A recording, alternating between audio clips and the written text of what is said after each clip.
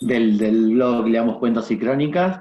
Y bueno, y tenemos ya conectada a nuestra invitada, a Inshuba, que es nuestra autora de la que somos fan en Tiflo Libros, porque fue de las primeras autoras en colaborar con la biblioteca, facilitando sus libros. Y hoy yo me acordaba que cuando la biblioteca cumplió 3 años, cuando Tiflo Libros cumplió 3 años, hicimos una charla en la biblioteca del Congreso con ella, y que mi hija estaba ya entre el público dando grititos porque tenía 9 meses, y ahora tiene 18 años. Wow. ¿Dónde está la otra pata? Así que, nada, primero que nada agradecer enormemente la presencia y la continuidad. No, al contrario, muy contenta de estar acá con ustedes. La verdad es que estoy como muy orgullosa de todo el mundo, que fui de las primeras en colaborar con Tiflo Libros. Y la verdad, no me digas, Pablo, que pasaron 18 años. No pasaron 18 años, solo mi hija creció, nosotros no. Claro, exacto. Creció mucho en 5 años. 5 años creció de una manera asombrosa. Rapidísimo, sí. Así que bueno, ahí mientras damos unos par de minutitos para que la gente termine de llegar y de acomodarse, les pedimos, de ser posible, que vayan silenciando sus micrófonos. Si están en la computadora, se puede silenciar y activar con Alt-A. Si están en el teléfono, hay un botón para activar y desactivar el micrófono. La idea de esta charla va a ser una primera parte en la que Adriana, nuestra conductora, charlará algunas cosas con Inshuba, y después vamos a dar tiempo y espacio para preguntas e intercambio, porque es lo más rico siempre en este tipo de encuentros. Por eso les pedimos que, de ser posible, si mantengan silenciado el micrófono, y cuando alguien quiera hablar, cuando abramos el tiempo para las preguntas, va a haber 2 opciones. Los que manejen ya el chat de Zoom pueden hacer las preguntas por el chat. Los que no lo manejen pueden buscar un botón que dice levantar la mano, y con eso de levantar la mano ya queda indicado que ustedes quieren hablar, y les vamos a ir dando la palabra en el orden que hayan pedido para preguntar o para comentar. Sobre todo para que no se hagan grandes bolas de sonidos con mucha gente hablando al mismo tiempo, pero bueno, nada. Lo importante es eso, que cada uno, dentro de lo posible, es eso, vaya silenciando sus micrófonos y de esa manera después todos nos podamos ir escuchando. Y bueno, desde Tiflo decir que nada, que estamos contentos de poder empezar con esto, que la idea es que sea un ciclo de diferentes encuentros. La idea es que cada mes podamos hacer un encuentro como este con distintos autores de los que leemos muchas veces en la biblioteca, y bueno, poder generar también esos espacios de encuentro, de intercambio y de encontrarnos entre todos y encontrarnos con la literatura y con los autores que muchas veces son grandes aliados para que la biblioteca exista y para que tengamos mucho libro a disposición de todos los usuarios. Así que bueno, darles la bienvenida más que nada y dejarlos con Adriana y con Inshuba. Perdón, ahí silencié los micrófonos de todos, así ya directamente estamos escuchándonos mejor. Pablo, ¿puedo hacerte una pregunta? Sí. Cuando tenemos iPhone, ¿dónde se encuentra el botón de levantar la mano? Que yo no lo tengo por abajo de parte. todo, a los que usan iPhone, abajo de todo hay un botón que dice más, y al apretar ese botón que dice más, una de las primeras opciones es levantar la mano. Eso va la información para los que usan iPhone. Está abajito, un botón que dice más. Sí, yo lo veo, pero este iPhone debe estar roto porque tengo todo. Aplaudir, luz verde, todo, pero levantar la mano no. No importa, igual. Bueno, no importa, igual, a ver, cuando sale la pregunta, si alguien no puede levantar la mano, abre el micrófono y dice, yo quiero preguntar. Pero más que nada para hacer prolijos, porque somos mucha gente. Sí. Perdón, soy Guadalupe. Disculpa. Dale. Buenas, interrumpo 2 segundos. Alt Y es para levantar la mano en la computadora. Exacto, ahí está, esa es buena, sí, pues yo no la tenía en la cabeza. Los que lo usan desde la compu, con Alt Y levantan la mano, con Alt A activan y desactivan el audio. Ahí sigue llegando gente. Pero bueno, los dejo entonces con Adriana, primeramente, y con Ani Yua para empezar esta actividad. Yo, mientras estoy acá también escuchando y participando, y corriendo atrás de mi otro hijo, que tiene 3 años, y que la próxima charla de Ani Yua va a tener 25. y que anda también, no quiso dormir la siesta, así que anda corriendo por la casa. ¡No! Así que bueno, los dejo con ustedes y bueno, agradecer, como dije al principio, a Faika por facilitarnos este salón para la reunión y bueno, y a Adriana por venir impulsando ahí varias actividades literarias y a Ani Yua por estar acá y a todos ustedes por conectarse y estar acá con ganas de participar en este espacio.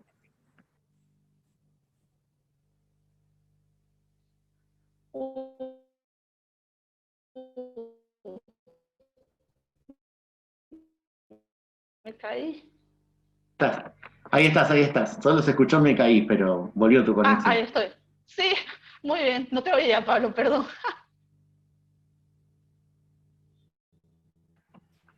Ahora sí, todo tuyo, Adriana, si la conexión te deja. Bueno, roguemos al dueño del internet que nos deje fluir esta tarde. Viene bien y que siga así. Bueno, feliz tarde para todos. Yo soy Adriana Rodríguez, como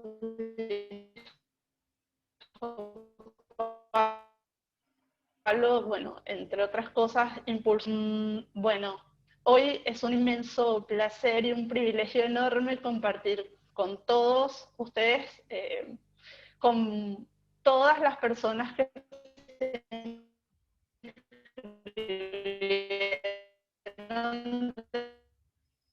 de los distintos puntos del territorio argentino, Bolivia, Brasil, Chile, Colombia, España, Estados Unidos, Guatemala, Honduras, México, Nicaragua, Perú,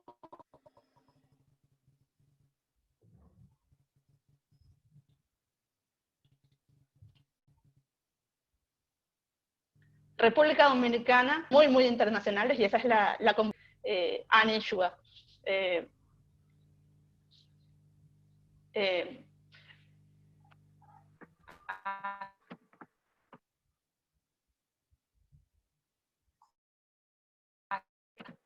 Así que es un honor comenzar esta intención Adriana, de propiciar el encuentro entre autores y lectores. Cuéntame. No, que como tu sonido está medio inestable, te recomendaría que apagues la cámara para que se escuche mejor el audio, porque si no se va a perder. Ya te vimos y ahora si podés apagar la cámara creo que se va a escuchar mejor porque la conexión no está queriendo mucho. Listo. Ok. Bueno.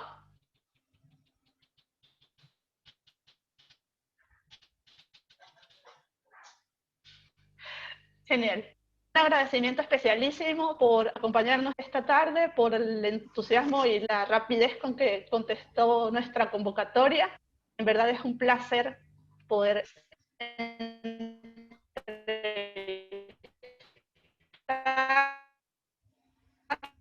y bueno, la idea es, pero además que conozcamos a los autores desde detrás de las letras. Y para eso me voy a ayudar de un... El sonido va y viene. Adriana tiene muy mal sonido. Para... Sí. Sí. No sé cómo escuchan los demás. ¿Nos escuchamos mejor? Ahora te escucho bien. Sí, no se escucha tan bien. Yo te diría que tal es hablar corto y darle ya la palabra a Ani, que se la escucha perfecto, porque está como medio lenta la conexión. Sí, hoy es día complicado.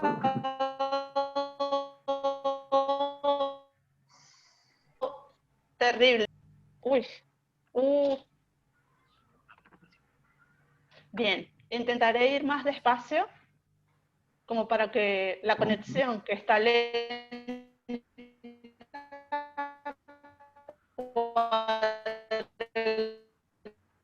conmigo. Decía que como queremos conocer a Anne Shua desde un punto de vista, desde el lado más humano de esa escritora tan prolífica que tiene más de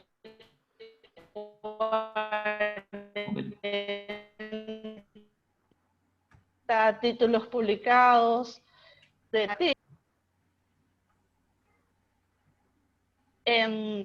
pues queremos hacerle un pequeño cuestionario Proust para conocerla un poco más.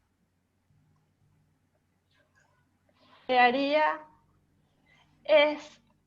Perdón, hay mucha interferencia, se corta casi todo.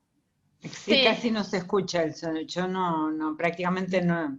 Va y viene, hay momentos en que escucho bien y momentos que no escucho nada. Es un problema de la conexión de Adriana, por eso vamos a primero pedirle a todos que sí traten de tener desactivadas las cámaras, porque eso también sobrecarga la conexión, pero bueno, yo sé que Adriana tiene preparadas preguntas para Ani, pero tratar de que empieces a responderlas y hacerle las preguntas lo más cortas para minimizar los problemas de conexión de Adriana y que podamos escuchar a Ani, que se la está escuchando bárbaro, por suerte.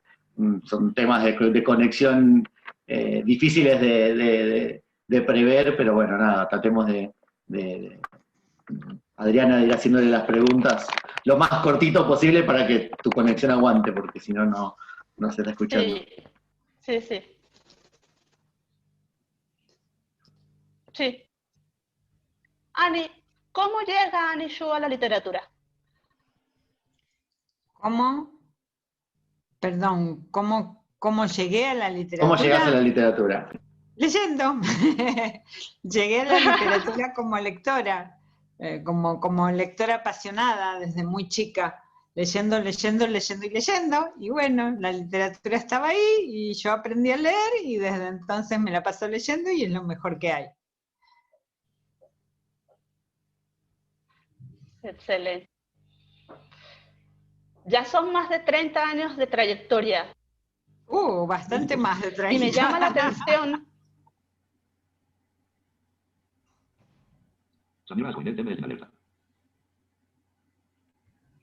que comenzó por la poesía.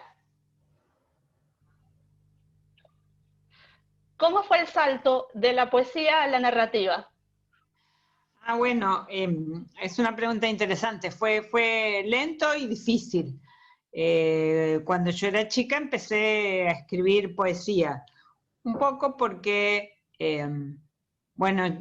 tenía una tía que estudiaba arte escénico y declamación, que era algo que se estilaba mucho en la época, y cuando yo era muy chiquita, tenía 2, 3 años, mi tía me sentaba y recitaba para mí los poemas más sonoros de la lengua española.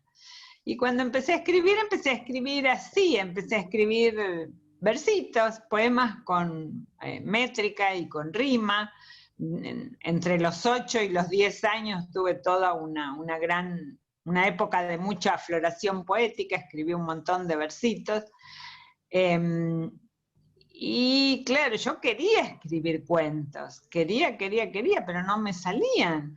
Después, con los años, claro, como no me salían en ese momento, pensé que nunca iba a poder, que si en ese momento no me salía ni siquiera un mal cuento, es que nunca iba a poder escribir cuentos.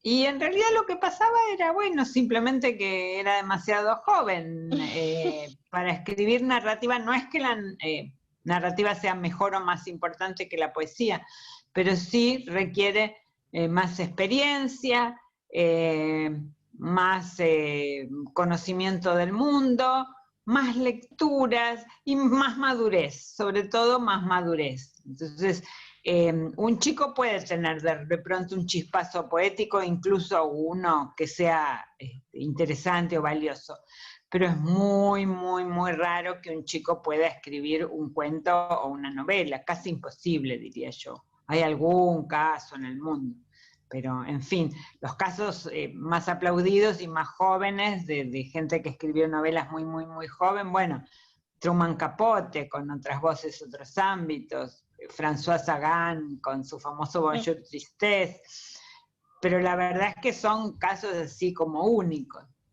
Y bueno, y me dio mucho trabajo pasar de la poesía a la narrativa, fue un proceso lento, no se nota porque como empecé tan jovencita, bueno, finalmente gané un concurso con mi primera novela, tenía 29 años, pero ustedes piensen, 29 años, y venía desde los 8 tratando de escribir un cuento, así que fueron muchos, muchos años. Bueno, como les decía, pasé por una época de prosa poética, y finalmente me ayudó mucho que me encargaran, o sea, yo quería ser periodista, empecé a ir a los diarios, a las revistas, nadie me daba mucha bolilla, en esa época había muy pocas mujeres periodistas, eso me doy cuenta ahora, en ese momento no me daba cuenta, y todos me mandaban para el lado de las revistas femeninas, y finalmente en una revista femenina que se llamaba Nocturno y publicaba fotonovelas, me pidieron cuentos románticos. Y eso fue para mí maravilloso, porque me sacaron de encima todo ese peso de autoexigencia, de que mi primer cuento tenía que ser extraordinario, que tenía que ser un cuento de Chekhov o un cuento de Poe para empezar a hablar. Y entonces no, con esto era otra cosa. Mi primer cuento tenía que ser un cuento romántico de revista femenina, y eso era algo mucho, mucho más elemental y más sencillo, y pude hacerlo, y escribí 4 cuentitos que me sirvieron para empezar a manejar la narrativa. Así que así, más o menos así fue la historia. ¿Y la experiencia del primer libro publicado, cómo fue? Bueno, el primer libro publicado fue mi libro de poesía, El Sol y Yo. Yo escribí El Sol y Yo cuando tenía entre los 14 y los 15 años, y se publicó cuando tenía 16. Fue una experiencia que tuvo algo de traumático, no fue todo maravilloso. Yo escribí el librito, gané un premiecito muy chiquito del Fondo de las Artes, que consistía en un préstamo para publicar el libro. Era un premio chiquito, pero bueno, me sentí muy honrada porque era un jurado muy lindo en el que estaba, entre otras personas, María Elena Walsh. Y entonces, bueno, salí a buscar editor, conseguí un editor, que era un pequeño editor, pero que estaba de moda en esa época, y el libro tardó en publicarse, por más que yo le pagué, porque para eso era el préstamo, tardó casi un año. Y un año, cuando uno tiene esa edad, un año es muchísimo. Entonces, cuando el libro salió, yo tenía 16. Y lo que había escrito entre los 14 y los 15 me parecían pavadas infantiles. Yo me sentía una persona tan distinta de la que había escrito ese libro. Y entonces, bueno, por ese lado estaba así como, digamos, entre orgullosa y avergonzada del libro. Y por otro lado, el editor no me lo distribuyó, o sea, ni siquiera le puso su sello editorial, para eso lo podría haber publicado con cualquier imprenta de la vuelta de mi casa, que me hubiera tenido el libro enseguida y sin ese problema. Y entonces el libro, les cuento, ni siquiera tenía sello editorial, no fue a librería, y lo que hizo el editor fue mandarme los 1000 ejemplares que yo tenía la obligación de publicar por contrato.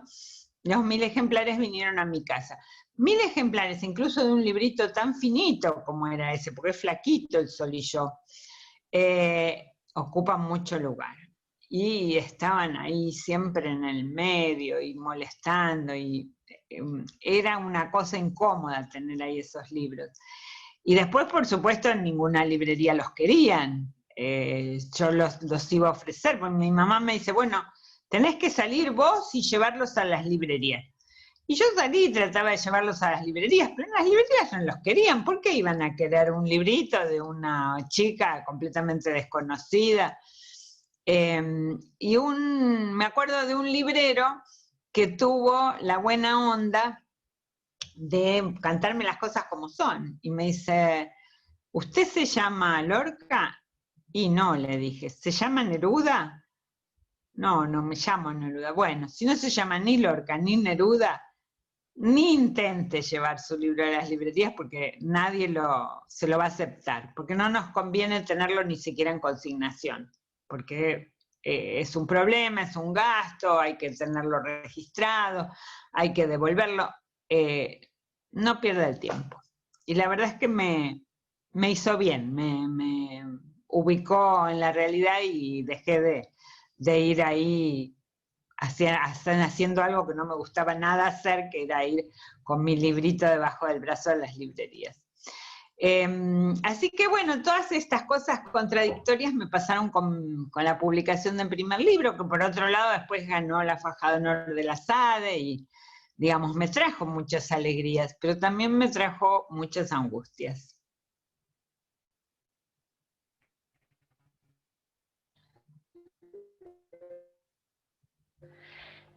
La situación cambió.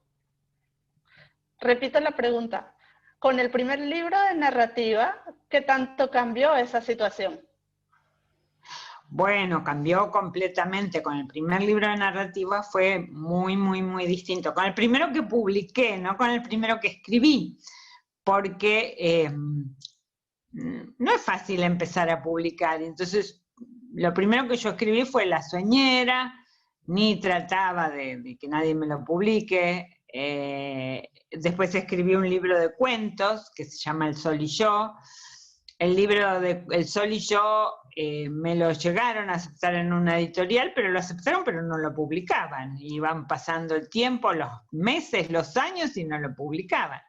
Y entre tanto apareció un concurso de la editorial Losada, que en ese momento era una de las grandes editoriales de la Argentina, y me presenté y gané el primer premio compartido con otro escritor, y así salió mi primera novela, Soy Paciente, y la verdad que eso fue fantástico. No tuvo claroscuros como si tuvo la publicación de mi primer libro de versos. Con Soy Paciente me fue muy, muy bien. O sea, el libro tuvo muchísima, muchísima crítica. Estábamos en dictadura, se publicaban pocos libros y había muy, muy pocos concursos literarios. Entonces ese fue un concurso importantísimo. Y bueno, y el libro tuvo... ya les digo, muchísima prensa, hubo montones de reseñas, muchos elogios.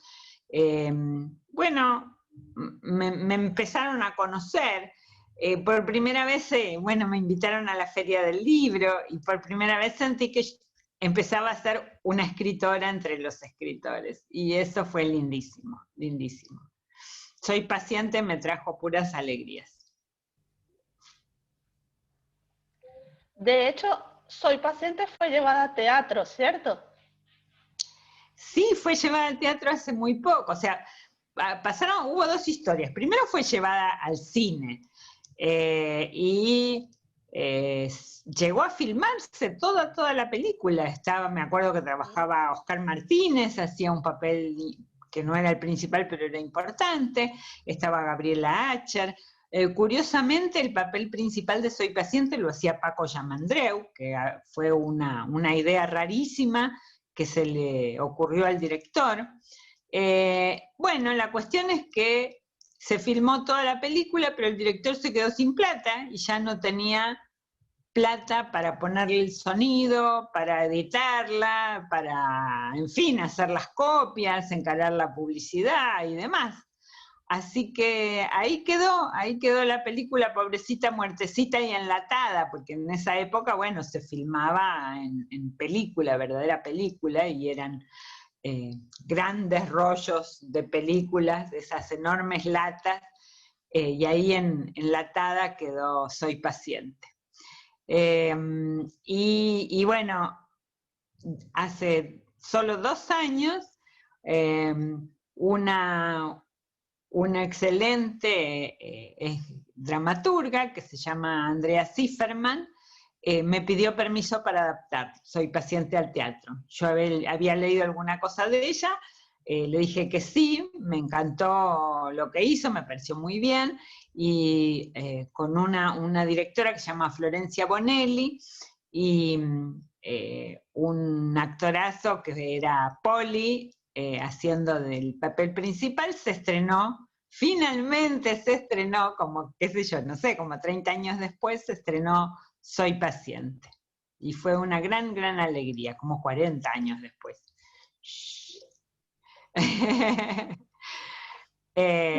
Así que sí, esa fue la experiencia teatral, fue muy linda también, era una buena sala y estuvo muy bien.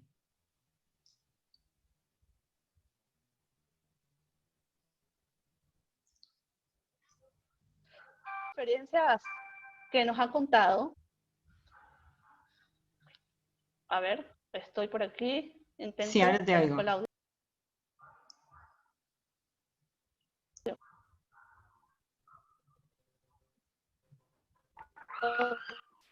Ok. ¿Cuál sería el consejo para quienes están emprendiendo la tarea de escribir? Yo no me oigo. Bueno, lo primero que le digo a alguien que quiere dedicarse a escribir es que se busque un trabajo. Porque de escribir si es una persona joven, ¿no? Porque de escribir no va a vivir. Digamos, hay muchos chicos jóvenes que me consultan y me preguntan. Y bueno, suponiendo que a uno le vaya muy, muy, muy bien con la literatura, de todas maneras van a pasar años antes de que pueda vivir de eso. Otra cosa, muchas veces me dicen, bueno, ¿y usted alguien que quiere escribir, ¿usted le aconsejaría que lea mucho?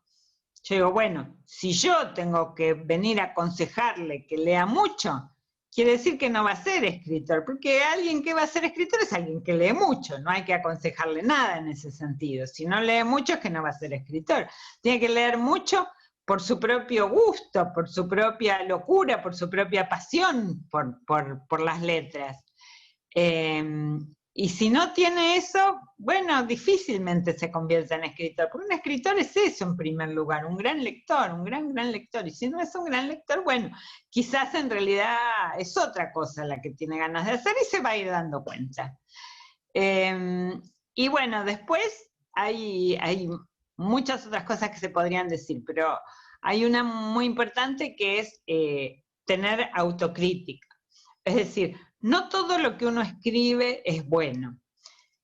A veces ni siquiera aunque esté bien escrito. Yo sé que todo lo que yo escribo está bien escrito, desde chica. Ese fue mi talento, escribir bien. Pero no todo lo que está bien escrito es bueno. Ni cuando tenía 8 años, ni hoy. No todo lo que yo escribo es bueno, no. Hay algunas cosas que son buenas y otras cosas no son buenas, por más que estén bien escritas. Porque bueno, ya, digamos, no temo que algo que salga de mi teclado hoy no esté bien escrito. No, todo está bien escrito, pero no todo es bueno. Y hay que poder darse cuenta de la diferencia entre lo que uno escribe bien y lo que uno escribe más o menos. Es muy, muy importante tener esa posibilidad de autocrítica. Y por otro lado, y a veces uno lee algo de alguien que quiere ser escritor y de repente uno lee un párrafo excelente y después el párrafo siguiente es una calamidad y dice, pero ¿cómo puede ser que esta persona no se dio cuenta que esto le salió bien y esto le salió mal? Y la otra cosa importante es no dejar por otro lado que esa autocrítica paralice. Entonces se trata de no sobreestimarse y no pensar que uno es un genio absoluto, incomprendido por su realidad y por su tiempo, y que va a ser descubierto por la posteridad, porque esa especie de fantasía loca nos pierde. Estamos ejerciendo un oficio. Tenemos que ser buenos en nuestro oficio, tenemos que empezar por ser buenos artesanos. Los genios más extraordinarios han trabajado mucho y muy duramente en convertirse en primer lugar en buenos artesanos. Si uno es un buen artesano, bueno, puede haber algún momento en que llegue a tocar el arte. Entonces, bueno, esa modestia de no querer ser el mejor de todos, y tampoco subestimarse, no sobreestimarse y no subestimarse, ¿no? No pensar que todo lo que uno escribe es una porquería, no vale nada y mejor tirarlo a la basura. Entonces, en ese difícil equilibrio, uno tiene que estar ahí peleando con las palabras que por lo general no quieren someterse a lo que uno trata de imponerles.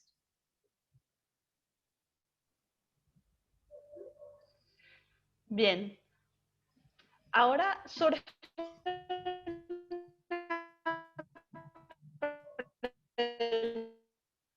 pregunta entonces. No, esta vez se perdió. Sí. Vuelvo. La pregunta que me surge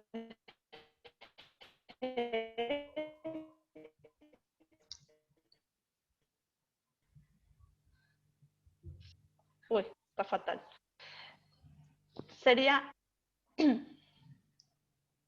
la literatura viene a ser como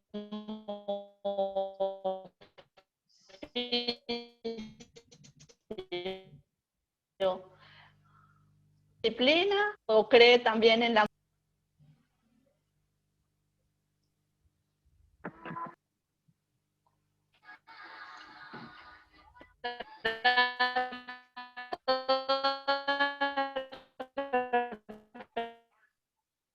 la pregunta.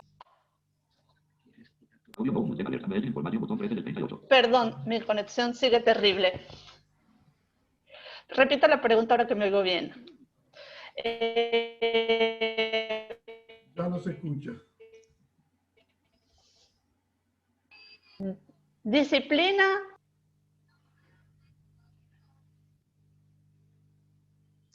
Bueno, la palabra disciplina me dio la clave de lo que... Como buena autora tenés que detectar la pregunta desde unas pocas palabras que escuchamos. A ver, es un desafío, es parte del juego. Sí, sí. La verdad que escuché otras palabras sueltas que no me decían nada, pero con la palabra disciplina, bueno, ya me imagino que la pregunta tiene que ver con, bueno, si es importante la disciplina a la hora de escribir, si hay que tener una disciplina y cuánto, digamos, la famosa relación entre inspiración y transpiración.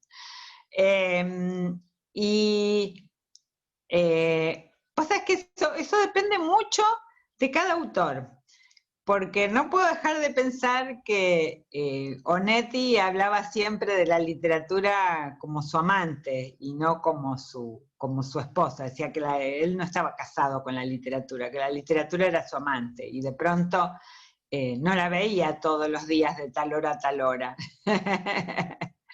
sino que tenía encuentros intensos y fugaces con ella.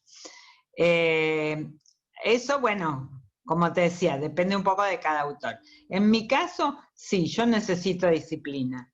A mí me hace bien tener un horario, tener un lugar. Yo trabajo de mañana, escribo de mañana. Por alguna misteriosa razón, a mí de tarde no me sale. Después del almuerzo no se me ocurre nada. Entonces puedo corregir, reescribir, en fin, contestar correo, contestar cuestionarios, hacer cosas así, pero para mi literatura prefiero la mañana, es muy, muy importante para mí esa primera hora. A la mañana funciona mejor. Y sí, por supuesto, necesito disciplina, me levanto, desayuno y voy y me encierro con mi computadora, y me paro, me siento, me hago muchos cortaditos, a veces puedo escribir, a veces no se me ocurre nada, con mucha frecuencia no se me ocurre nada, no se imaginan con cuánta frecuencia, pero no importa, yo estoy ahí, ese es mi horario de escribir y yo voy ahí y escribo. Y si no se me ocurre nada, bueno, me paro, me siento, doy vueltas, hago alguna tontería, pero ahí me quedo, tratando de que algo se produzca. Y también suelo imponerme ciertos objetivos. Por ejemplo, cuando estoy escribiendo una novela, quiero como mínimo escribir una página por día. Si no me sale una página, bueno, aunque sea una página. Con media página me perdono. Si logro escribir media página en un día, maravilloso. Media página en un día, en fin, imagínense, son... ¿cuánto? A ver, 150 son como 180 páginas más o menos por año, no está nada mal media página por día. En 2 años uno podría tener una novela gorda. Y si estoy escribiendo microrrelato, también necesito una disciplina. Y mi objetivo es, en un momento pensé que iba a poder escribir un microrrelato por día. Con mi primer libro, La Sueñera, traté de imponerme esa disciplina. Y dije, bueno, un microrrelato por día y se terminó. Sí, en efecto, a los 100 días se terminó. Escribí los primeros 100 microrrelatos del libro y ahí me quedé y no pude arrancar de ninguna manera. Se secó el pozo y ya no se me ocurría nada diferente a lo que ya tenía escrito, ¿no? Porque hay un momento con los microrrelatos pasa eso. Hay un momento en que uno empieza a repetirse. Y entonces cuando finalmente después de unos años pude retomar el libro, ya no traté de que fueran 1 por día, que es mucha exigencia, sino 10 por mes. Y con 10 por mes más o menos puedo cumplir, sobre todo al principio, por ahí un mes escribo 8, otro mes 12, otro mes 7, bueno, y así. Con el tiempo, después de un año y medio, me voy quedando un poco atrás, empiezo a acumular deuda, y bueno, y finalmente más o menos a los 3 años, que es el tiempo que me lleva un libro, el tiempo aproximado que me lleva un libro, a los 3 años se va terminando el libro de microrrelatos o la novela o lo que sea, se van terminando y bueno, y cuando se terminó. El libro de microrrelatos es digamos, tiene un final tan definido como tiene una novela. Cuando empiezo a repetir y ya no se me ocurre nada nuevo sobre el tema y todos los textos que me salen son parecidos a textos que ya tenía, bueno, nada, es que el libro se terminó. Y entonces ahí sí viene el descarte, la selección, etcétera, etcétera. No digo la corrección porque cuando escribo microrrelato voy tocando, retocando y corrigiendo durante todo el proceso. Cuando escribo una novela, no. Cuando escribo una novela, trato de escribir como si estuviera en una máquina de escribir y seguir adelante como sea, para llegar a tener una especie de gran borrador general, aunque por el camino yo vaya cambiando de idea y cambie hasta el nombre de los personajes, pero no vuelvo para atrás, no corrijo. Primero quiero tener un gran, sucio, feo y desagradable borrador general donde esté más o menos todo y entonces empezar a trabajar de otro modo a partir de ahí.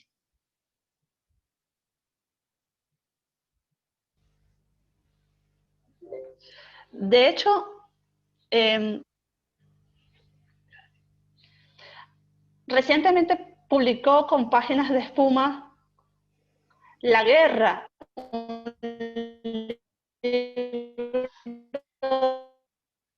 de minificción. ¿Cómo estuvo el proceso de creación de ese libro? Sí, La Guerra es un libro de minificciones o de microrrelatos, no sé si saben, pero ahora minificciones le dicen en México y en España le dicen microrrelato y está así muy dividida la cosa. Y en Argentina un poco las dos cosas. La Guerra en efecto lo publicó Páginas de Espuma en España y aquí lo publicó con una tapa bien diferente, la editorial MC, que es del Grupo Planeta. Así que las 2 ediciones están circulando. La edición de Planeta circula solamente en la Argentina y Páginas de Espuma sí llega a muchos otros países de América Latina. Y bueno, es interesante, digamos, el proceso de la guerra porque fue diferente de lo que hice con otros libros. Uno va buscando con cada libro que yo escribo, sobre todo, digamos, dentro de un género, voy buscando diferencias, porque lo que más temo es el autoplagio, y lo que busco como cualquier artista o cualquiera que intente ser artista, lo que busco es la originalidad, y lo que menos quisiera en el mundo es autoplagiarme y repetirme. Entonces con cada libro trato de buscar otra forma de trabajo que me permita encontrar otras posibilidades. Y con la guerra trabajé mucho con investigación, trabajé muy apoyada en la realidad.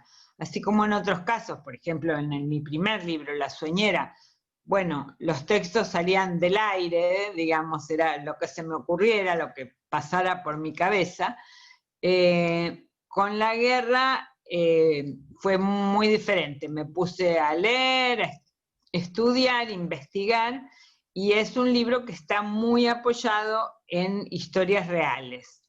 Y bueno, es un desafío interesante, ¿no? Buscar una historia real y en muy poquitas líneas poder contarla, o poder contar lo suficiente como para que el lector se entere de que estoy hablando y sepa, no hay que dar por sentado, o sea, es cierto que con el microrrelato uno trabaja mucho con los conocimientos del lector, pero no hay que esperar que el lector sepa tanto finalmente. El lector algunas cosas sabe y algunas cosas no.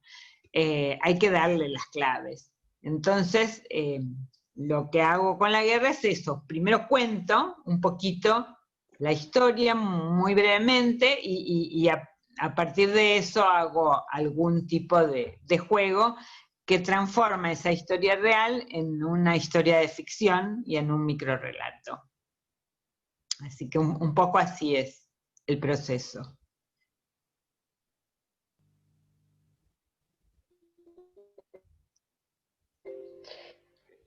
Y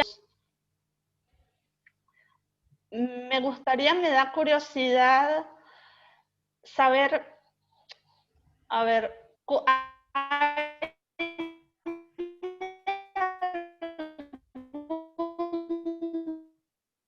un tópico que igual es recurrente o siempre busca temas nuevos.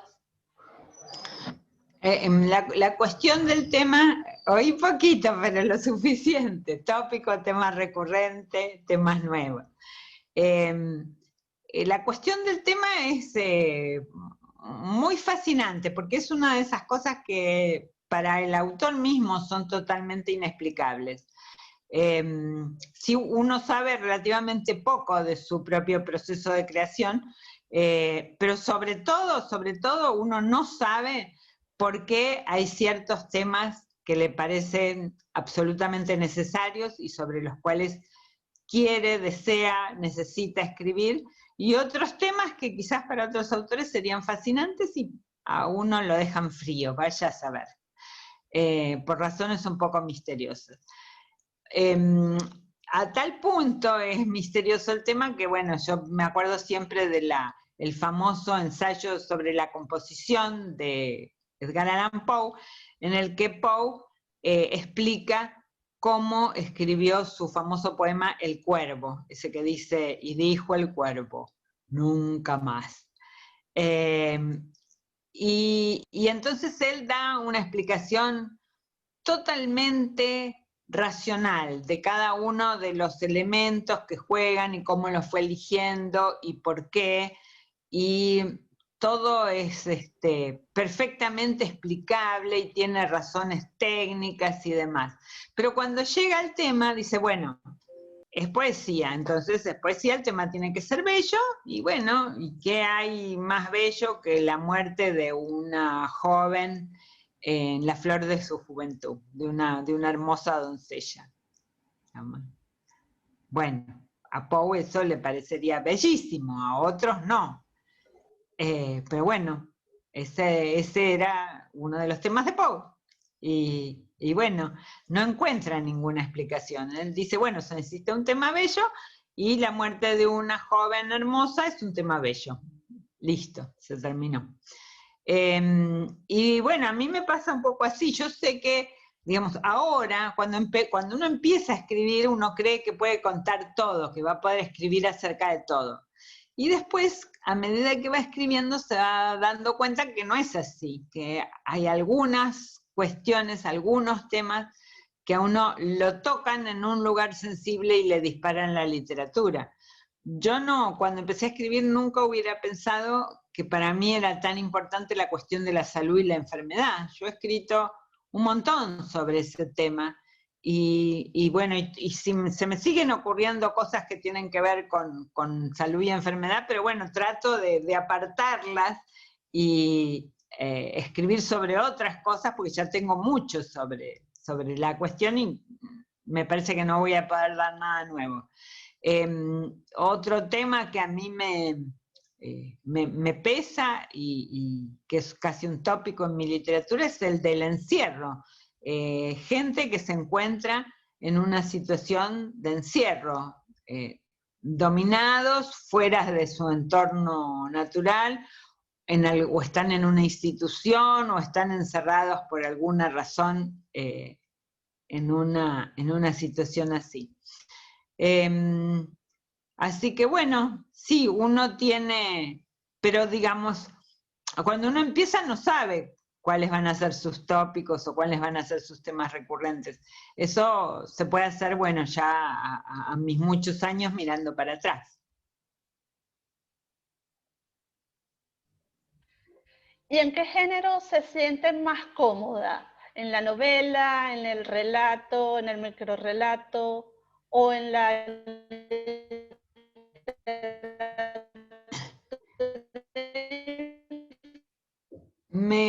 Yo creo que me siento... mucha profundidad. Sí. Me siento muy cómoda en los géneros breves, en el cuento y en el microrrelato. Pero la novela es un género incómodo para todo el mundo, incluso para novelistas que son mucho más novelistas natos que yo. La novela es un género difícil, un género muy complejo y que provoca cierto grado de angustia. Cuando veo en esas películas de clase B escritores bloqueados que agarran, en su momento era la máquina de escribir, hoy es la computadora y de puros nerviosos la tiran por la ventana, digo, bueno, ese es un novelista, no es un escritor de microrrelatos, ni siquiera es un cuentista. Porque bueno, un microrrelatista, un cuentista, le sale bien, le sale mal, no se le ocurre nada, pero más o menos, si algo le salió, sabe que ya está, que lo va a poder pulir y que si encontró algo, encontró una piedrecita que puliéndola y trabajándola la va a poder hacer brillar. Un novelista puede estar años trabajando en una novela sin estar 100% seguro de que la va a terminar. Y eso es lo angustioso. Y no puede estar totalmente seguro de que eso va a ser una novela y mucho menos la novela que tenía en la cabeza. Yo me acuerdo de haber visto, digamos, hablando ya de un novelista argentino que fue realmente un novelista de nacimiento, como fue Osvaldo Soriano. En un momento dado había una novela que se llamó El ojo de la patria. Entonces yo me acuerdo de haber leído un comentario en el que él estaba escribiendo El ojo de la patria y decía que estaba bloqueado y que no sabía si le iba a poder terminar y que estaba mal con eso y demás. Después de eso salió otra novela que no tenía nada que ver y como, no sé, 7, 8 años después salió finalmente El ojo de la patria. Que bueno, le llevó todo ese tiempo y todo ese drama y toda esa angustia para poder finalmente terminarla. Hablemos. Perdón, que se está entrecortando la pregunta y quería aprovechar, perdón Adriana que me meta, pero como no se estaba escuchando la pregunta, quería aprovechar que había algunas preguntas en el chat también, claro, que está bueno que podamos hacer. No sé si vos las tenés vistas, porque recién cuando Adriana preguntaba por esto de los géneros, una de las preguntas que hacía Marta decía que bueno, te conocía de la Sueñera y cómo fue ese paso de esa autora a la autora actual de microcuentos. Pero bueno, había varias preguntas, no sé si vos las estás pudiendo visualizar ahora ahí. en este momento las estoy mirando. Las buscamos y está bueno también ir respondiendo algunas de estas preguntas que está bueno que vienen de la gente. Sí. Dice Marta, sí. Hola, gracias primero y luego yo te conocí leyendo La Sueñera. ¿Cómo estás, Marta? Me da mucho gusto saludarte. ¿En qué cambia la actual escritora de microcuentos? Bueno, estoy más vieja, se me ocurren menos ideas y entonces se me ocurrió esa especie de muleta que es apoyarme en la investigación y en la realidad para poder seguir escribiendo.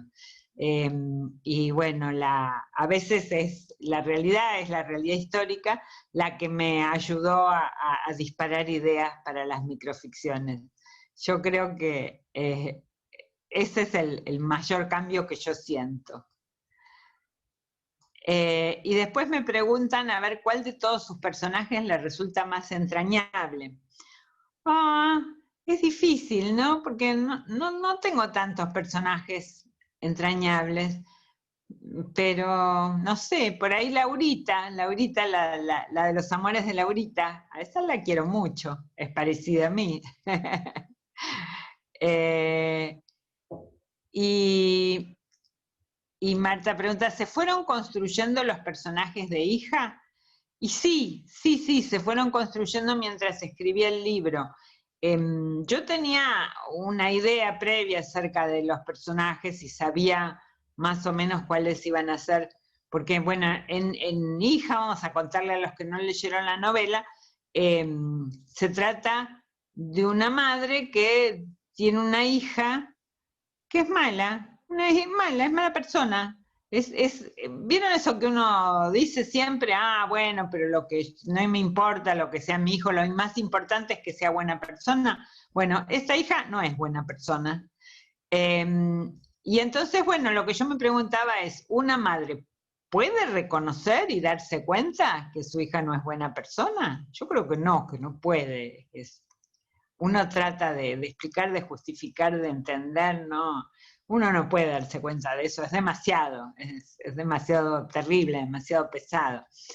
Entonces, sabía que esa iba a ser la situación y un poco cómo iba a ser la relación de esa hija con su madre. Es una hija muy distante, no es una persona sádica o en ese sentido.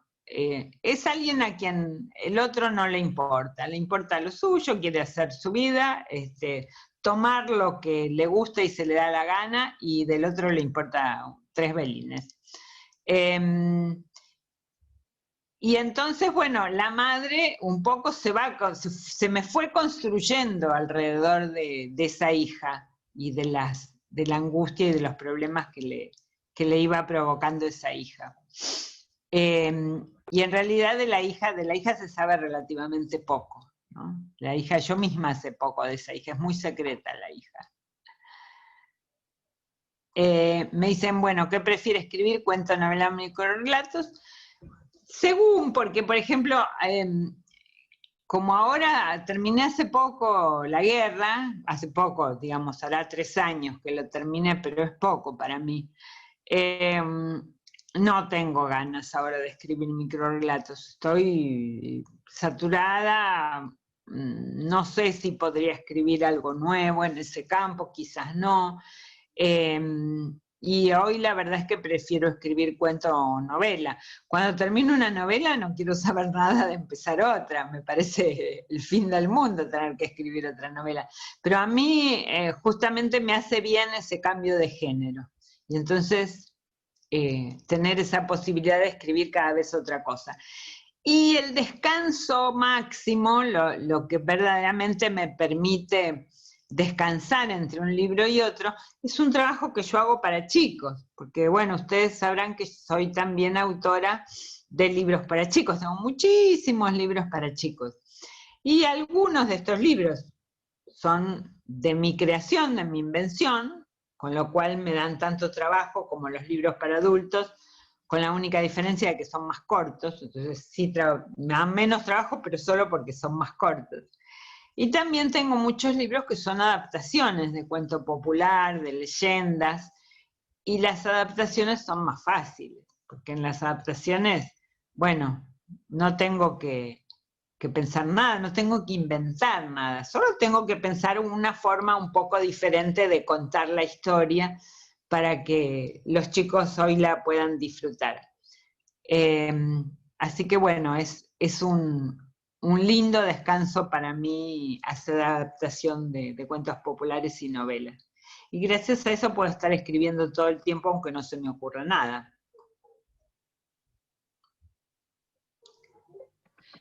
Tenemos un par de personas que levantaron la mano para hacer preguntas, además de que se fueron sumando más preguntas en el chat. A mí me gustaría hablar de lectura. Lo que veo es que una pregunta que dice, como gran lectora, ¿qué autores marcaron tu recorrido? Y bueno, yo pienso que justamente cuando uno es un gran lector, autores o libros que le hayan marcado tanto el recorrido, digamos, lo que marcó mi recorrido fue una biblioteca más que o aquel autor en particular. No tuve un recorrido muy original, leí lo que leía mi generación, de chica la colección Robin Hood, de pronto, bueno, me encontré con ese libro maravilloso de Walsh, la antología del cuento extraño, que leí de chica y que fue un libro muy, muy importante para mí porque me dio una entrada en la literatura fantástica en una época en que a mí ni siquiera me interesaba el nombre de los autores, yo ni sabía quién había escrito esos libros, pero sabía que esos eran los cuentos que tenía ganas de leer. Así que ese libro, por ejemplo, sí, tengo que decir que ese libro me marcó mucho. Y después, no sé, leí tantas cosas y tan diferentes y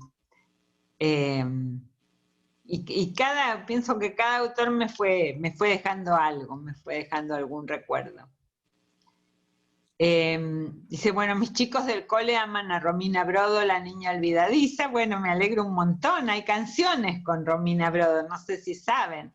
Hay una banda cordobesa que canta la canción de Romina Brodo.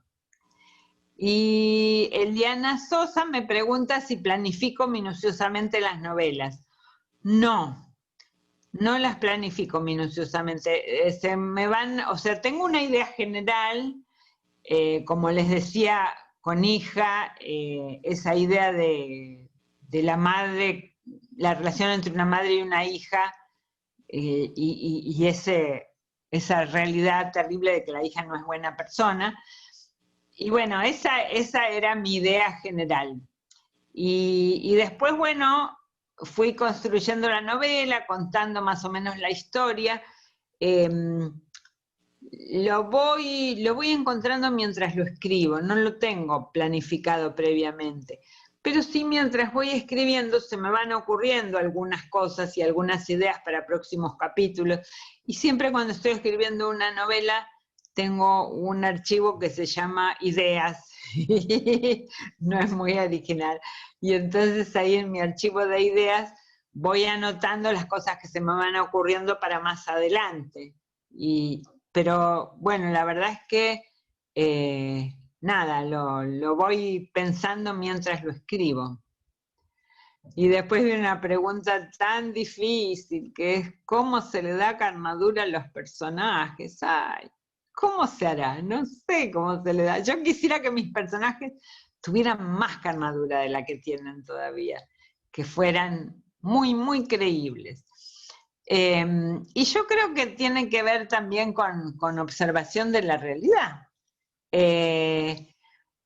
para mí fue un gran descubrimiento, eso fue un gran descubrimiento cuando súper empezaba, o sea, con los primeros cuentos que escribí para esta revista Nocturno, esos cuentitos románticos de revista femenina, porque ahí me di cuenta que si en lugar de hablar, por ejemplo, de una chica cualquiera, yo la describía como una de mis compañeras del colegio, que transpiraba mucho y se le engrasaba mucho el pelo y usaba un perfume con olor a limón y siempre andaba con las blusas de su abuelita. Bueno, ¿no? Ahí tenía un montón de cosas que le iban dando realidad al personaje, que le daban carnadura, y me di cuenta, porque hasta ese momento, yo no era una nena, tenía 19 años, que a los 19 años uno se siente una persona muy adulta. Pero siempre había pensado que los escritores tienen que inventar todo lo que escriben. Y en realidad es todo lo contrario, porque lo que uno inventa o cree que inventa, en realidad son convenciones que las saca de cosas que leyó, son las cosas más convencionales y menos imaginativas del mundo, son las cosas que uno inventa. Y en cambio, lo que construye tomando elementos de la realidad, ahí está la verdadera invención. Y ese descubrimiento lo hice escribiendo esos cuentitos, así nomás, cuentitos de Morondanga, que no tenían ninguna pretensión, pero que me sirvieron, por ejemplo, para darme cuenta de eso, de que un personaje era mucho más real y más fuerte si yo tomaba elementos de la realidad, de gente que yo conocía.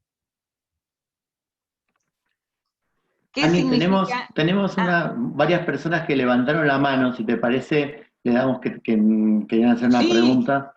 Perfecto. El primero es Isaías Hernández.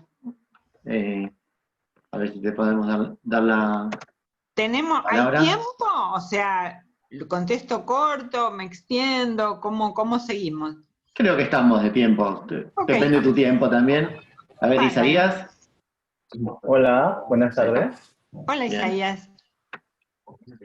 Mucho gusto, les saludo desde Puerto Huaspú, en la frontera, en la triple frontera realmente. Y conocí a Ana, recién entraba yo a Tips de Libros cuando era chico, con 12, 13 años quizás, en la biblioteca digital de la escuela de ciegos de mi ciudad. Yo originalmente soy de Colombia.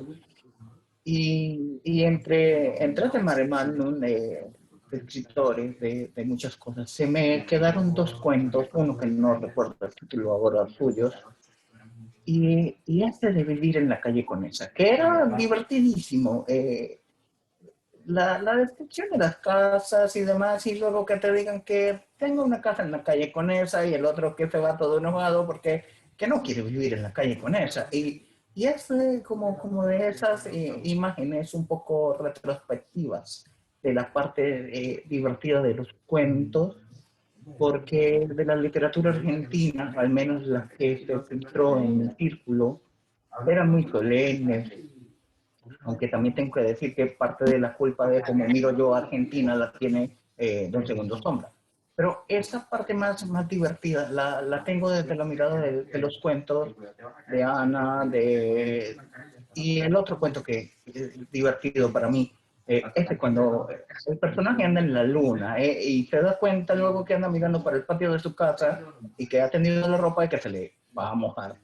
Entonces, como esa parte más fresca, quizás, y no sé yo a qué edad escribió usted los cuentos, pero es como esos recuerdos divertidos, amenos, frescos, que van quedando a veces sin darse uno cuenta en el transcurrir de la vida. Bueno, me parece lindísimo lo que decís, Isaías, pero esos cuentos no son míos. Quizás me estás confundiendo, ¿son cuentos que leíste de chico? Quizás me estás confundiendo con con otra autora de nombre parecido.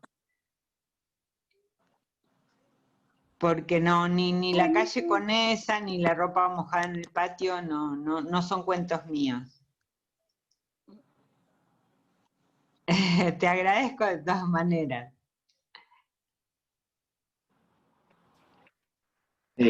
Ahora tenía también la mano levantada Belisa Medrano, ¿puede ser? ¿Quería hacer algún comentario?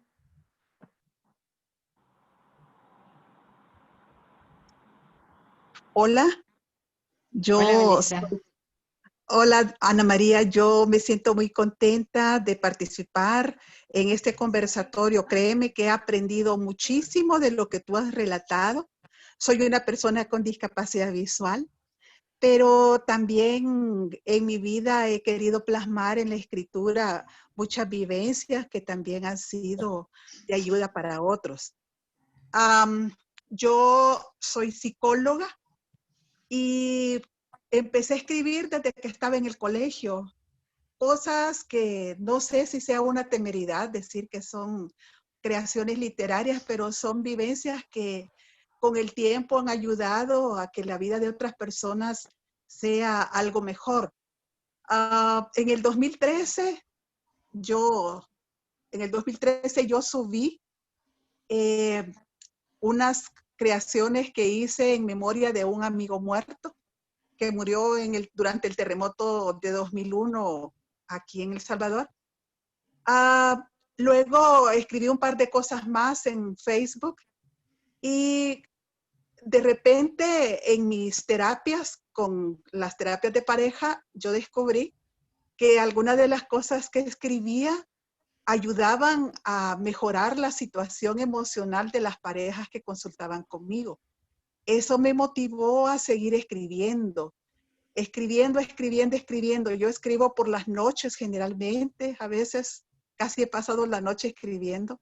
Son, no sé si llamarle mini relatos, no sé, pero son vivencias. De hecho, hice una primera colección que se llama Vivencias de una mujer extraordinaria.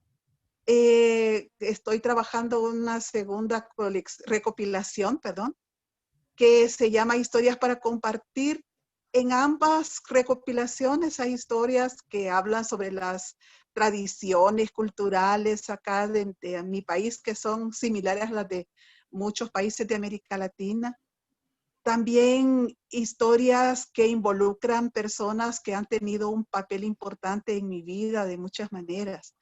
O sea, yo no soy poeta, no soy escritora, no me considero escritora, simplemente he querido compartir con otros lo que ha sido parte de mi propia historia. Así que gracias por este momento de compartir. Ha sido una linda experiencia. Bueno, gracias, muy bien, Belisa, muchas gracias. Lo que les pedimos es que porfa los que hagan comentarios tratemos de hacer preguntas a la invitada para aprovecharla. Bueno, Guadalupe también tenía la mano levantada. Guadalupe Marquiera. Bueno, buenas tardes, ¿se escucha bien? Sí. Bueno, voy a hacer una pregunta, pero primero comentar, poner un poco en contexto. Tengo discapacidad visual, tengo 19 años, y a través de ciertas cuestiones que me movieron, milito partidariamente en el colectivo de personas con discapacidad visual, y empecé a escribir poesía a los 12, 13 años. La verdad es que te agradezco mucho porque recién cuando estaba escuchando le mandé un mensaje a un amigo de quiero volver a escribir, porque el sistema a veces nos bloquea y hay bloqueos como del escritor o del lector, no sé cómo lo llamarás vos, pero bueno, yo lo llamo así, quizás está mal nombrado. Dos preguntas te quería hacer. Primero, ¿cómo salir de los lugares comunes de escribir? Porque yo muchas veces me pasa que escribo con muchas repitencias, o que escribo en lugares muy comunes, o que repito mucho las temáticas o los tópicos. No me considero escritora, de hecho estudio Derecho, pero bueno, lo considero más como un hobby y para canalizar cuestiones. Y la realidad es que agradezco un montón que me hayas clarificado muchísimas cosas y que me hayas como desbloqueado y que me hayas incentivado a volver a escribir, porque bueno, si bien los tiempos a veces nos avasallan, creo que es la forma de canalizar un montón de cuestiones. Por otro lado, te quería preguntar cómo hacer para salir del bloqueo del escritor o del lector, o sea, por ejemplo, cuando no queremos leer más porque, no sé cómo explicarlo, perdón. Y por otro lado, cómo salir de la cuestión panfletaria, ¿no? De la cuestión de escribo todo el tiempo sobre tal o cual cosa. No te he leído mucho, te conozco por mi mamá, y bueno, nada, gracias por la oportunidad, y perdón si no se entienden las preguntas. No, sí, las preguntas se entienden perfecto. Bueno, son dos cosas. Una es cómo salir del bloqueo. ¿Cómo salir del bloqueo? Hay que tener paciencia. Hay que saber que los bloqueos existen. Y no está mal proponerse ciertos ejercicios. A veces, sobre todo cuando uno está empezando, hacer ejercicios es como, de escritura es como hacer escalas con el piano. De hecho, mi primer libro de cuentos lo construí un poco así. En cada uno de los cuentos yo me planteaba un ejercicio. Por ejemplo, yo tenía tendencia a las frases cortas, entonces dije, bueno, ahora voy a escribir un cuento que sea solo de frases largas. En otro caso dije, bueno, ¿qué pasaría si escribo desde el punto de vista de un hombre? ¿Qué pasaría si escribo desde el punto de vista de una planta o de una piedra? Y entonces imponerse a uno mismo ciertos ejercicios literarios hacen bien y ayudan a veces a salir del bloqueo. No está nada mal tampoco ir a un taller literario si a uno le interesa escribirlos. Yo creo mucho en la utilidad de los talleres literarios. Está bueno y uno se encuentra con otra gente que está en las mismas, que tiene ganas de leer, tiene que escribir, y también ayuda esa situación con los bloqueos. Y por otra parte, ¿cómo escapar de los lugares comunes? Bueno, primero hay que darse cuenta, ¿verdad? Hay que darse cuenta que son lugares comunes. Y después es lo mismo que les decía antes cuando respondía a la pregunta sobre la carnadura de los personajes. Porque precisamente cuando a unas cosas, las cosas le salen, cuando uno escribe algo y le resulta acartonado y como un lugar común y como inverosímil, no sé, como de plástico, es porque no fue a mirar, es porque no se fijó bien cómo era en la realidad. Yo escribí hace unos cuantos años un libro de biografías de científicos y artistas, para chicos, un libro de 20 biografías de científicos y artistas muy famosos.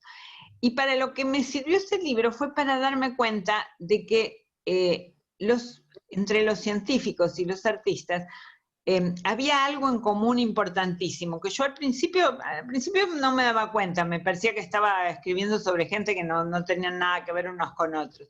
Y de pronto me di cuenta que cada uno de ellos había hecho algo único, que era ir a ver otra vez cómo era la realidad. O sea, despegándose de la forma que su tiempo y su cultura tenía de ver las cosas y de ver la realidad, ellos habían logrado despegarse de esa visión y ir a mirar otra vez y ver las cosas por primera vez, verlas como si uno fuera chico y lo estuviera descubriendo. Uno tiene que tratar de ver el mundo como si uno fuera un marciano y acabara de llegar a la Tierra en un cohete del planeta Marte, y de repente sale y ve todo eso ahí y trata de explicárselo. Y si uno logra eso, no va a caer en lugares comunes. Buenísimos. Cosas para ayudarnos a escribir. La siguiente pregunta, la siguiente persona que pidió la palabra es Maricí. Sigue estando con la mano levantada. Lo bueno de esto virtual es que no se te cansa la mano de tenerla levantada. Es que están desactivados los videos. Eso escogieron para que el... ¿Estás? Si no, pasamos a la siguiente, que es Oscar Saúl Cortés, también que tiene la mano levantada. Hola, hola. Ah, no, está Maricí. Dale, ahora está ahí, te escucha. ¿Qué tal? Antes que nada, muy breve, mi hija se llama Anaí y a partir de eso conocimos la adaptación al cuento de La Flor del Ceibo. Ah, claro. Bueno, muy bueno. Preguntarte esto, así como a lo largo de tu experiencia como escritora, como lectora, ¿qué es más importante o qué trasciende más? ¿La historia, los personajes o la forma en que por ahí escribimos y contamos? Yo estoy en un taller literario, estoy estudiando en Casa de Letras y por ahí tengo como los conceptos así medio como en la cabeza y bueno, me estoy animando. Soy una eterna aspirante a escritora también.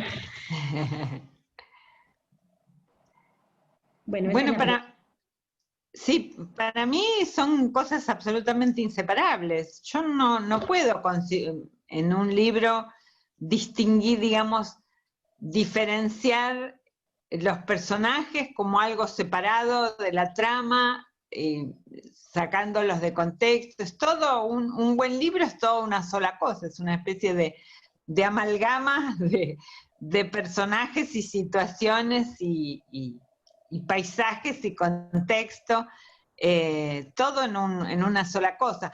O sea, después cuando uno hace una crítica, entonces está bien, cuando escribís una reseña o tratás de analizar lo que escribió el autor, está bien, entonces, digamos, con métodos un poco artificiales, si querés, uno trata de separar y ver cómo está construido este personaje, y cómo viene la trama. Pero desde la escritura no hay algo que sea más valioso, no hay un elemento que sea más valioso que el otro. Todo tiene que confluir para que el texto sea valioso. El lenguaje, la trama, los personajes. A veces me ha pasado ser, perdóname, ahora te dejo que te interrumpí, pero me ha pasado estar de jurado en un concurso y que a alguien se le ocurra, generalmente a un profesor le pasa eso, que hay que poner puntaje, tanto para los personajes, tanto para la trama, tanto para el lenguaje.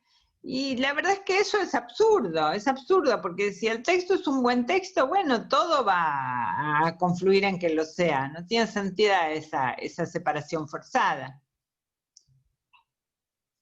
¿Vos querías decir algo más, Marisí?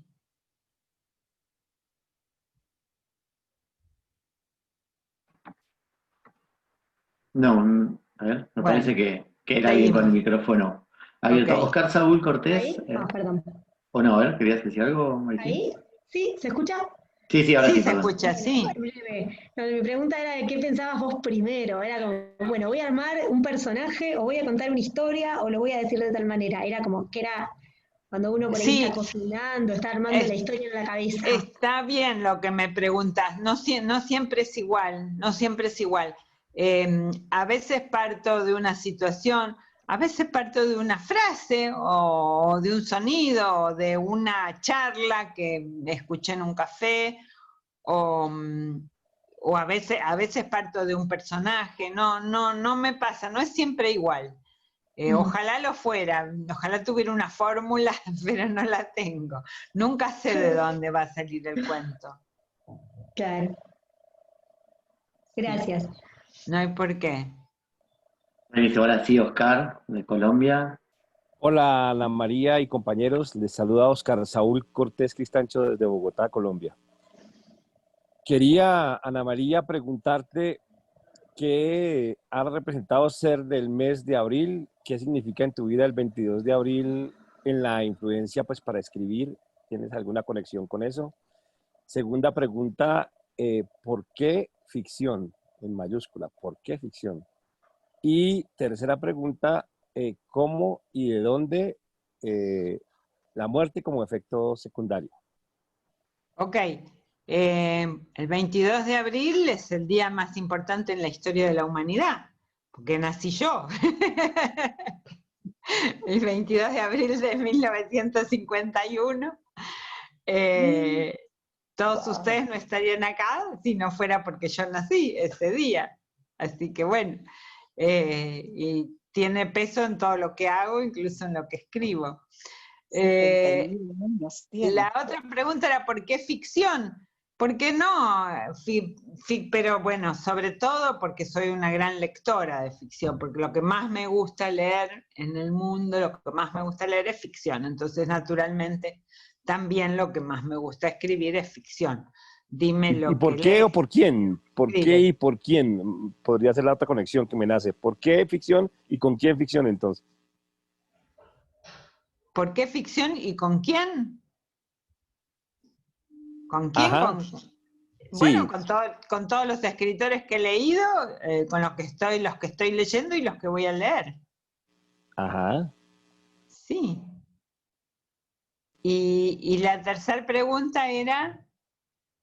¿De dónde y por la qué muerte la como muerte efecto como efecto secundario. secundario? Ajá. Sí.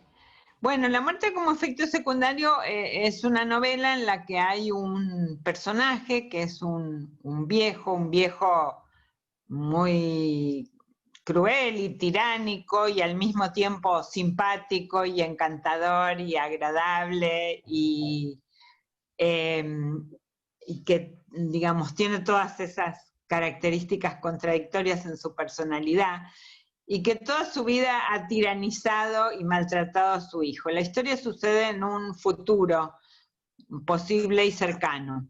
Es una novela de anticipación. Entonces, es una sociedad en la que los viejos, bueno, cuando están enfermos, tienen que ir a lo que se llama casas de recuperación, donde quedan internados y digamos, se cuida su vida, se los hace durar y si es posible estirar la agonía todo lo posible y que vivan todo lo posible, porque estos lugares tienen la posibilidad de usufructuar el alquiler de las propiedades de los viejos mientras están vivos. Entonces tienen mucho interés en mantenerlos vivos.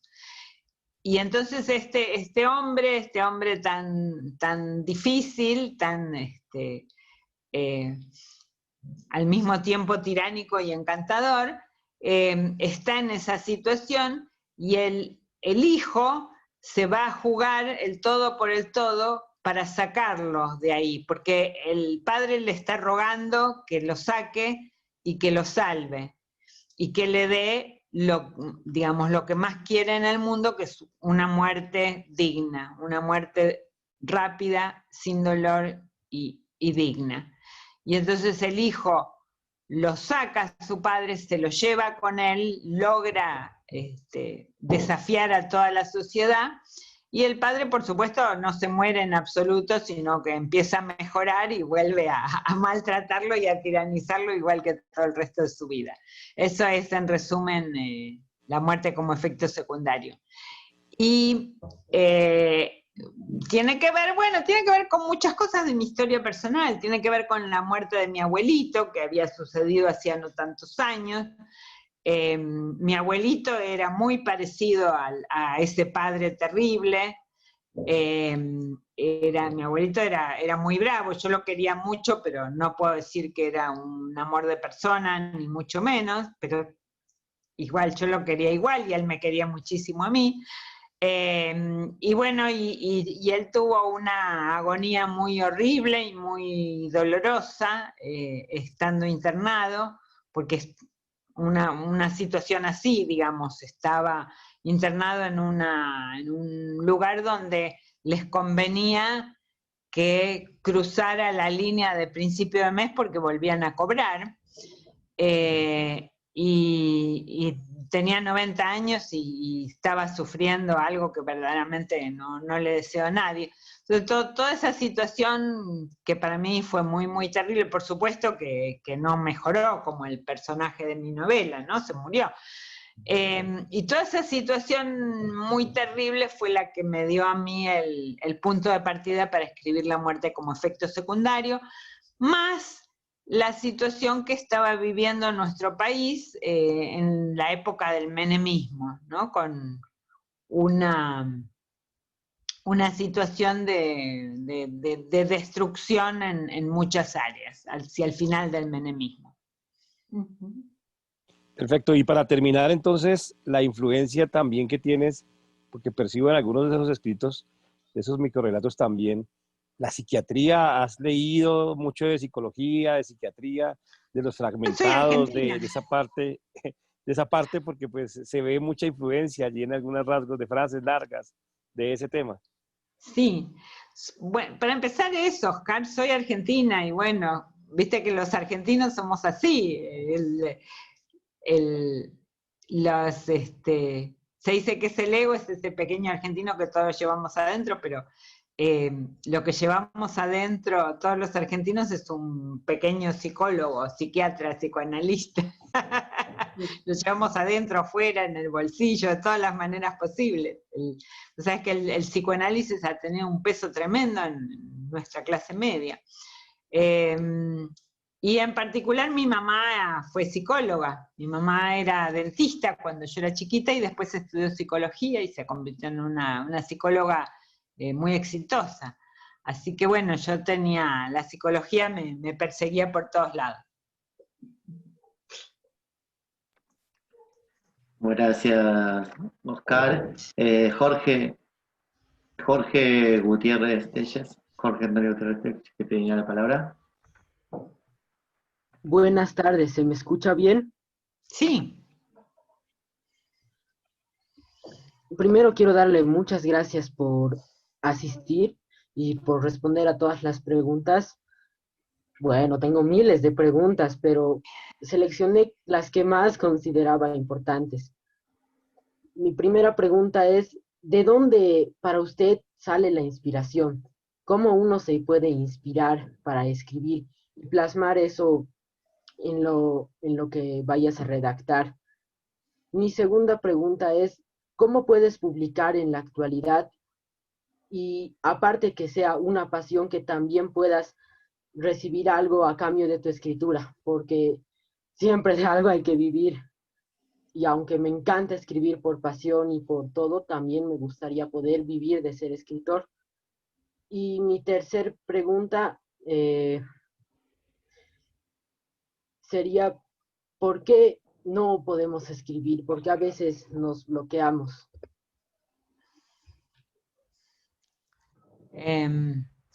Ok, empecemos otra vez. Ahora ya estoy un poquito cansada. Te voy a pedir que me vayas diciendo las preguntas de una. La primera era de dónde sale la inspiración, ¿no? Yo creo que lo que uno llama inspiración es como un río en el que confluyen dos grandes afluentes. Por un lado, todo lo que uno leyó, las lecturas. Por otro lado, la experiencia.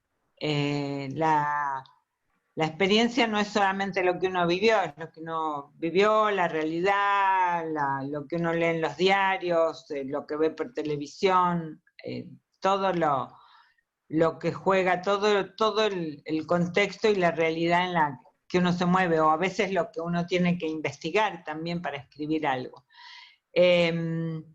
Entonces, bueno, de pronto en algún momento ese juego entre las lecturas y la experiencia, hay un punto en que algo hace clic y salta la chispa y entonces vienen esas ganas de escribir. A mí me suele pasar que me dan más ganas de escribir lo que leo que lo que vivo. Y a veces, bueno, empiezo a escribir algo... discúlpenme, me estoy distrayendo con las cosas que me están escribiendo en el chat. Un saludito para Leonardo. Ok. Bueno, y entonces nada, es eso, es un poco misterioso y difícil de explicar, pero que, bueno, yo creo que consiste en eso, ¿no? En esa especie de clic que se produce entre la lectura y la realidad.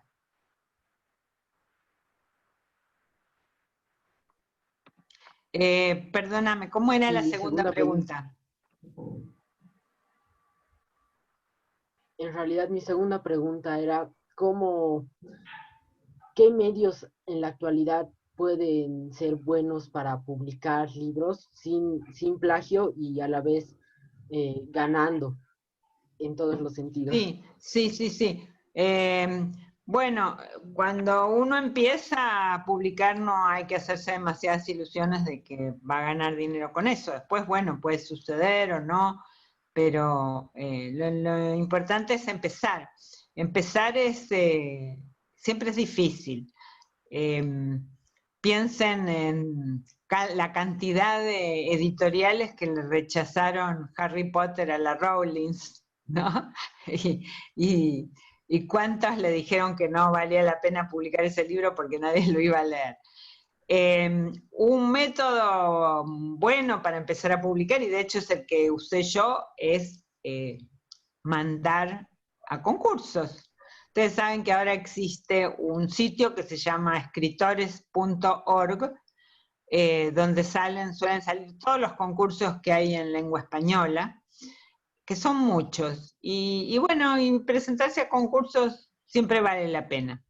Y bueno, también cuando uno escribe, mal que bien se va relacionando con otra gente que escribe, y también lo pueden presentar en editoriales, entonces a veces sin haber ganado ningún concurso, uno tiene la posibilidad de presentar un libro en alguna editorial, eso alguna vez sucede, y de pronto un editor se puede interesar en lo que uno está escribiendo, eso también tampoco es imposible.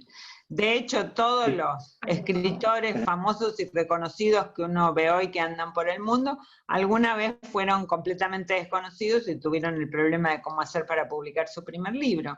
Y lo solucionaron así, un poco concursos, otro poco conocidos. Y ganar plata con la literatura, bueno, ¿qué te puedo decir? No es algo que necesariamente va a suceder, quizás sí, quizás no. A veces uno, si yo, por ejemplo, pretendiera vivir del microrrelato, no, nada, no viviría. Simplemente no tendría para comer, porque el microrrelato, puedo ser muy famosa, puede ser la más conocida o la mejor o la más reconocida autora de microrrelatos en lengua española, eso no quiere decir que la gente compre mis libros. Tengo una enorme cantidad de fans que leen mis microrrelatos por internet y ni se les ocurre comprar mis libros. Los libros de microrrelatos se venden muy poquito, no es nada parecido, las novelas se venden mucho más. Pero de todas maneras, yo te cuento, yo trabajé 15 años en publicidad, fui redactora creativa y durante 15 años trabajé en publicidad y entonces, bueno, ganaba para vivir, ganaba de escribir, pero no de escribir mis libros, mientras iba escribiendo y publicando mis primeros libros, que no me daban dinero para vivir, pero bueno, empezaban a hacerme conocer un poquito. Y en determinado momento surgió la posibilidad de escribir para chicos. Y entonces dije, bueno, yo creo que si escribo para chicos voy a tener la posibilidad de dejar la publicidad. Y así fue.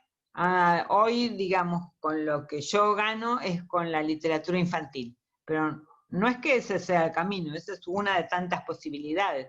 Otros autores, por ejemplo, viven de dar taller, escriben sus libros, escriben lo que se les da la gana y viven de dar taller.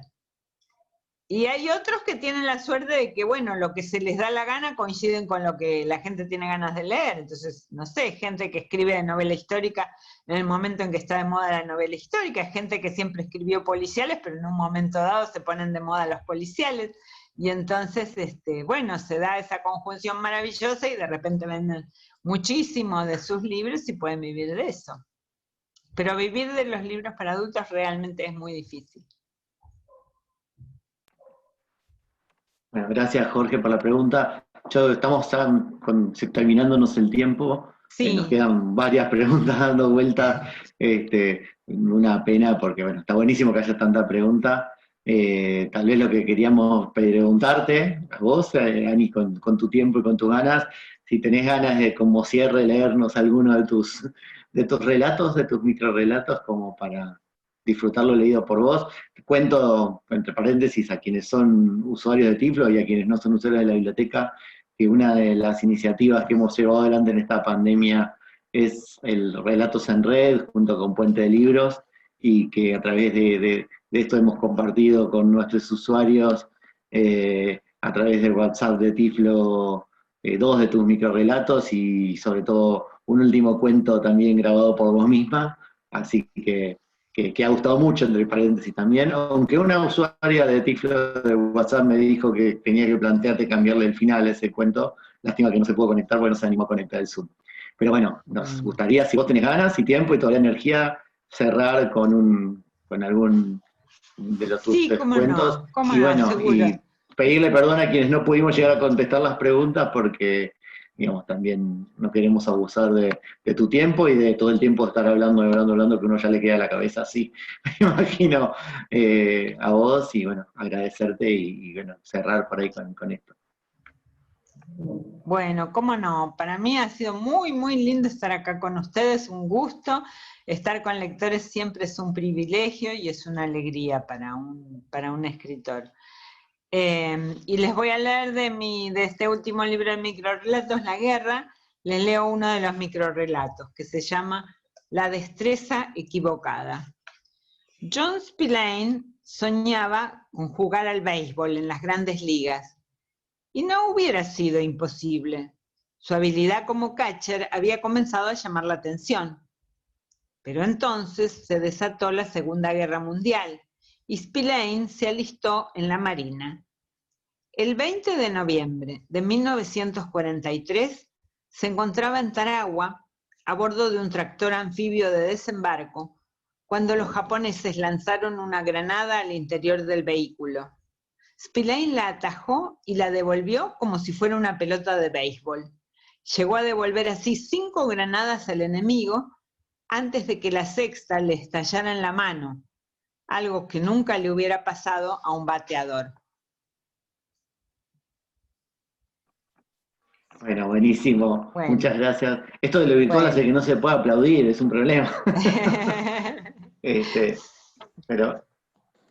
No sé, Adriana, si tu conexión te deja decir algo como para cerrar, pero bueno, ante todo agradecer. Podemos aplaudir. También podemos aplaudir y podemos decirle gracias con los micrófonos abiertos. Sí, es cierto. Muchas gracias, Ana. Creo que sí me puedo despedir. Sí, ahí te escucho. Pero escuché los aplausos.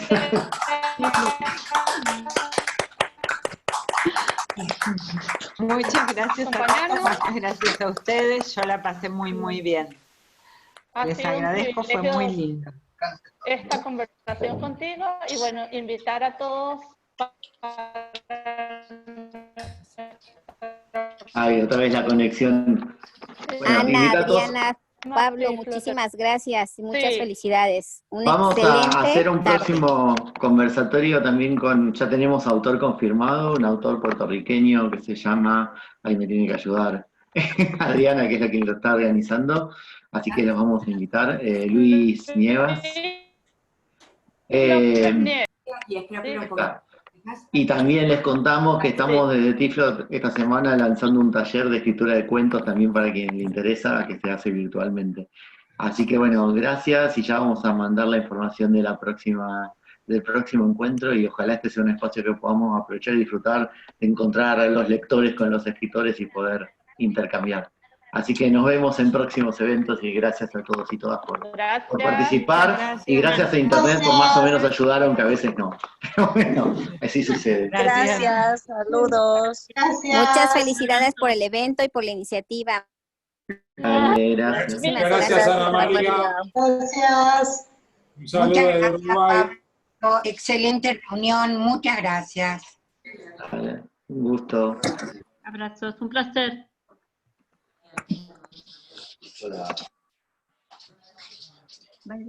Gracias por ese momento bonito.